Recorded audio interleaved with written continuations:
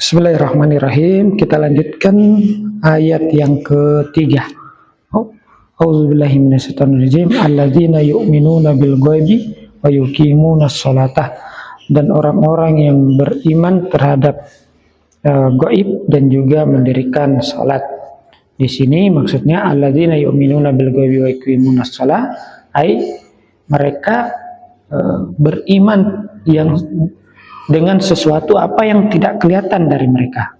Bima goba anhum, bima dengan yang goba anhum, yang sesuatu yang tidak kelihatan ataupun tidak mereka ketahui, tidak mereka saksikan.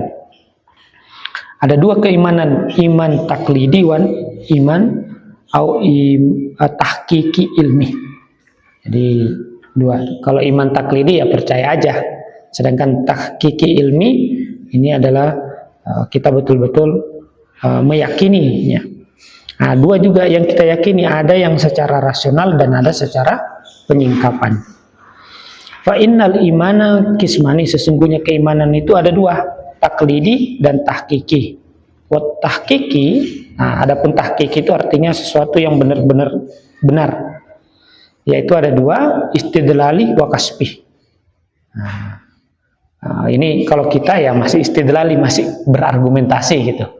Nah, sedangkan kasbi artinya kita benar-benar menyaksikan hal tersebut, mengalami atau mengalami sesuatu tersebut. Dari kasab ini. Ya, kasyaf, dari kasyaf. Kasyaf artinya menyingkap, terbuka. Nah, inilah keimanan para Anbiya dan Aulia, para nabi dan juga para wali itu kasbi. Sedangkan keimanan manusia pada umumnya adalah taklidi atau karena mengikuti pandangan dan pendapat orang lain. Kilahuma, keduanya itu tahqiqi dan taklidi itu imma waqifun ala haddil ilmi wal ghaibi. Ada yang bergantung atas batasan pengetahuan dan juga ada sesuatu yang berdasarkan ghaibi. Kalau istidlali argumentasi ya pasti dia berada pada batasan pengetahuan, sedangkan kalau kasbi sesuatu yang gaib. Imma ghairu waqifun ataupun juga tidak bergantung. Fal awwalu huwa al-imanu musamma ilmul yakin. Kalau yang pertama itu disebut dengan sebagai ilmu yakin, yaitu maksudnya di sini mungkin maksudnya adalah istidlali itu disebut dengan ataupun keimanan yang berdasarkan pada rasionalitas disebut dengan ilmu yang meyakinkan. Ini ilmu yang meyakinkan ini penting juga, tidak bisa dipungkiri bahwa kita perlu di situ.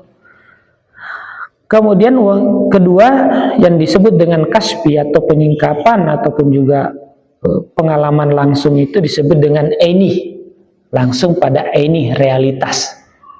Nah, jadi kalau sudah aini ya sudah realitas. Apa itu aini? Di sini dikatakan wa huwa musyahadatun, disebut juga musyahadah, penyaksian. Musamma ainul yakin, yang mana disebut dengan ainul yakin. Wa imma haqqiyun, ada juga nih ya, jadi ada lagi haqqi. Jadi musyahadah itu imma haqqi.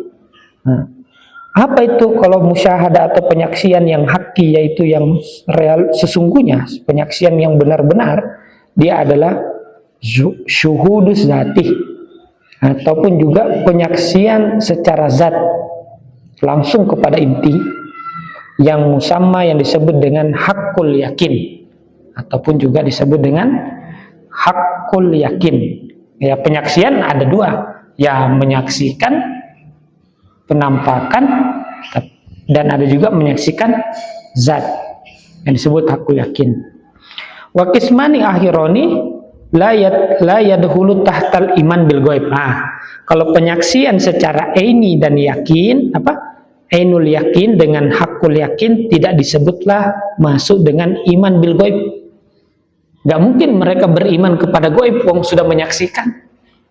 Makanya di sini dikatakan ainul yakin dengan hakul yakin itu tidak masuk lagi dengan kategori beriman terhadap gaib karena mereka sudah menyaksikan.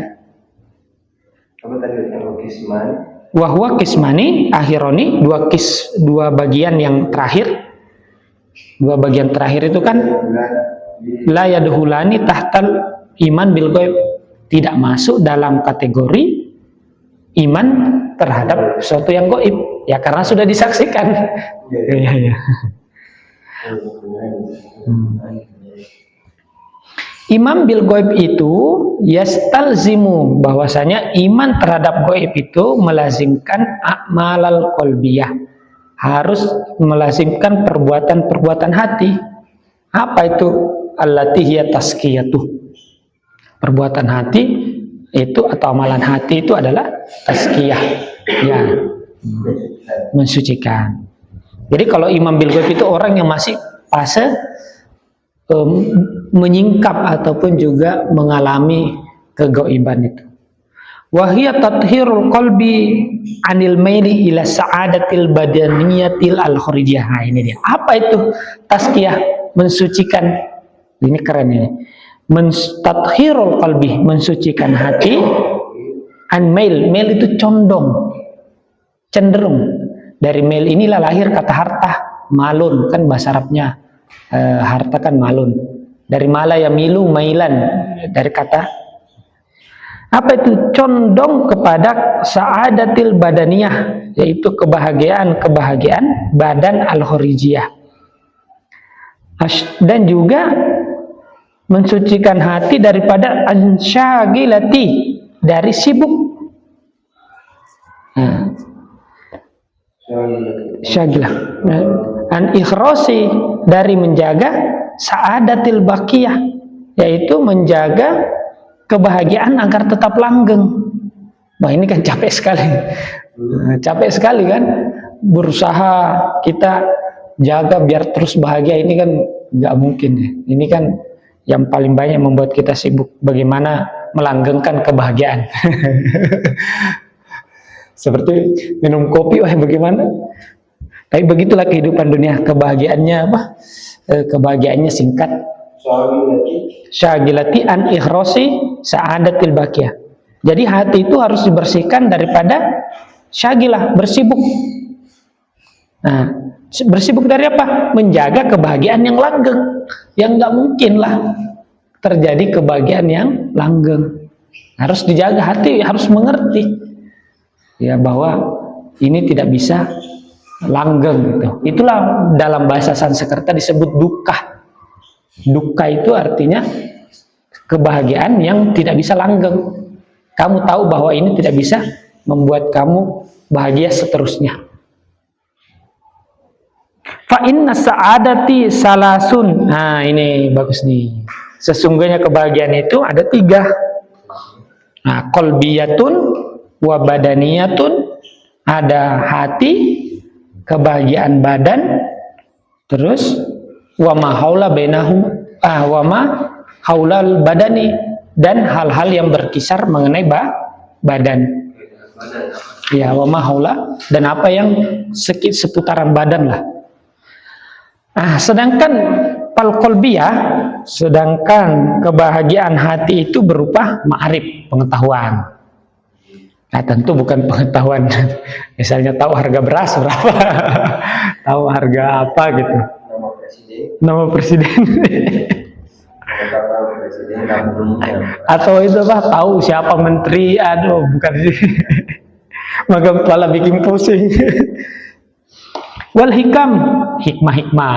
Nah, hikmah di sini bukan kita berarti belajar baca kitab, tapi kita paham misalnya kenapa peristiwa ini terjadi, apa yang pelajarannya, apa sih kebijaksanaan Tuhan dari sebuah peristiwa itu. Dan juga al-kamalatu al-ilmiyah, kesempurnaan pengetahuan. Ini penting sekali, bahwa pengetahuan itu penting sekali buat kita. Wal amaliyatul khulqiyah, dan juga perbuatan-perbuatan bersifat akhlak. Nah, sedangkan badan itu al-badaniyah. Nah, ini penting juga. Bahaya kalau nggak ada kebahagiaan badan. Al-badaniyatu hiya as-sihhatu wal quwwatu, sehat, kekuatan, lazzatul jasmaniyah, kelezatan jasmani, dan juga syahwat at-tabiiyah, ya syahwat secara natural, ya kebutuhan biologis, ya keinginan makan, minum, itu semua syahwat tabiiyah, syahwat yang natural. Bahaya kalau tidak memiliki syahwat natural. Wa mahaulal badan, dan apa yang berkisar tentang dengan sekitar badan, yaitu amwal wal asbab. Nah, ada harta, kebahagiaan berupa di sekitaran badan, harta, dan asbab. Ya, asbab ini ya misalnya keturunan, misalnya pekerjaan, kedudukan yang kita lakukan menghasilkan yang namanya sebab-sebab.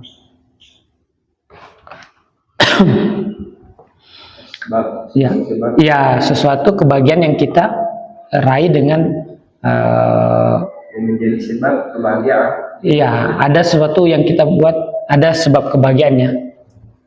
Kama qala Amirul Mukminin, sebagian perkataan Amirul Mukminin, ini kayaknya Imam Ali. Ala wahai sekalian, itu artinya ala. Apa ya bahasa Arabnya itu ya? Alatul arad, ada di nahwu. Wa inna minan ni'ami sa'atal malih. Wah, ini bagus nih. Sesungguhnya minan ni'am, sesungguhnya di antara ni'am, kenikmatan itu adalah sa'atal malih, harta yang luas, harta yang banyak. Tapi menarik lagi di Imam Malik, bagus sekali nih Imam Malik. Wa afdalu min sa'atil mali sihatul jasadi, dan sebaik-baiknya keluasan harta adalah kesehatan badan.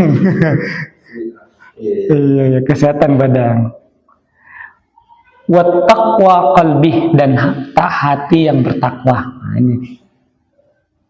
Yajibul ihtiras anil awalin li ihrasil akhirati al matluba bisuhti wal ibadah. Nah, wajib ikhtiras, menjaga, anil awalin, maksudnya hal-hal yang pertama, yang awal-awal itu maksudnya wajib menjaga yang qalbiyah, lirosi, untuk menjaga akhirat yang yang diinginkan, berupa dengan menjaganya dengan apa? Bisuhdi dan ibadah. Jadi kalau kebahagiaan hati kita mau dapatkan, ya dengan apa? Dengan zuhud dan ibadah. Nah, bisuhdi wal ibadah. Jadi tapi bukan berarti miskin, beda zuhud dengan miskin. Fa iqamatus shalah, apa itu salat? Wah, mendirikan salat ini menarik nih. Tarkur rohatil badaniyah, yaitu ketika yang dimaksud mendirikan salat itu bukan 5 waktu, 5 kali, tapi meninggalkan rohatul badaniyah, yaitu kesenangan-kesenangan badan. Roha artinya istirahat ataupun kesenangan badaniyah.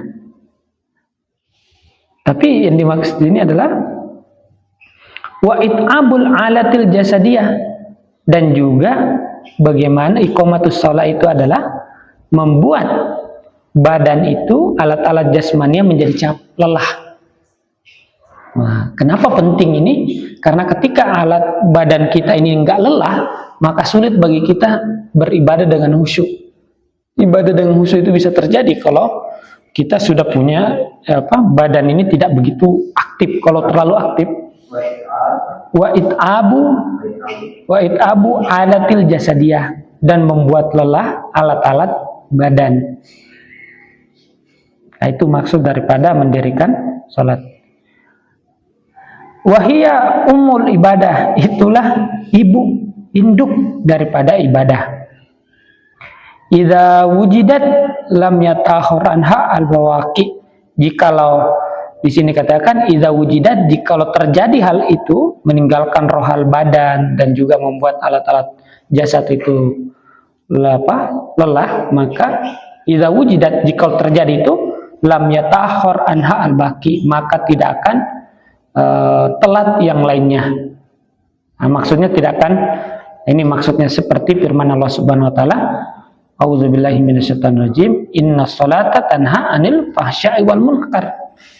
Nah, ya, maka yang lain itu tidak akan telat atau pasti ada, pasti datang. Tidak akan terpisah, tidak akan hilang. Ya, betul. Nah, karena kenapa kita ini banyak melakukan hal fahsya wal munkar, karena badan ini tidak lelah. Kalau orang badannya lelah, maka dia sangat sulit untuk berbuat sesuatu yang melampaui batas. Kenapa seperti itu? Dalam surah Al-Ankabut ayat 45, karena hiya tuhamilul alal badani wal nafsi. Karena tadi membuat lelah badan itu tuhamil, menguasai atas badan dan juga nafs. Nah, nafs ini artinya pikiran. Wa masyaqqatin fadihatin alaihima, dan membuat kesusahan yang berat alaihima, terhadap badan dan pikiran.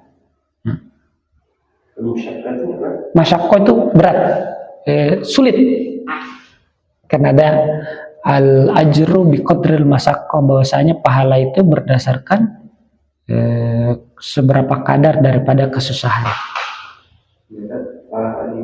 Fadihah yang berat, masyaqqah itu susah.